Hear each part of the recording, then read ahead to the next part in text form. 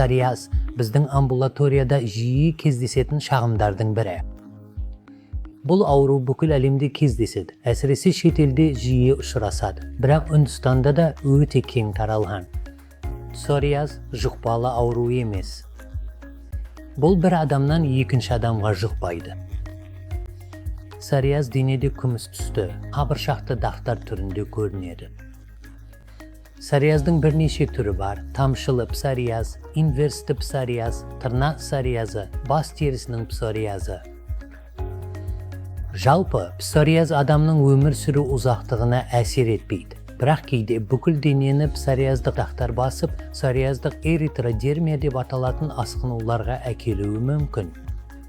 Емдеу жағына келсек, жеңіл түрлерінде біз әдетте салицил қышқылы түріндегі жергілікті ем тағайындаймыз. Стероид қолдануға болмайды деген қате түсінік бар. Бірақ шын мәнінде psoriazды емдеуде негізгі құрал жергілікті, яғни сыртқа жағылатын стероидтар, ал ауыз арқылы қабылданатын стероидтар емес. Біз сондай-ақ ретиноин қышқылын тағайындай аламыз. Сондай-ақ көмір шайыры негізіндегі препараттарды қолдануға болады. Бұлардың бәрі жергілікті қолданылатын комбинациялар. Бұл емдердің барлығы тек ауруды бақылауға арналған. Олар ауруды толықтай емдемейді. Сондықтан адамдар бұған байланысты психосоматикалық күйзеліске түспеуі керек. Себебі қазіргі заманғы емдеу әдістері, жаңашылдықтар, жақсы ем бар, жақсы бақылау жасалады. Біз psoriaздың асқынуын, емнің асқынуын алдын ала аламыз және науқастар сапалы өмір сүре алады.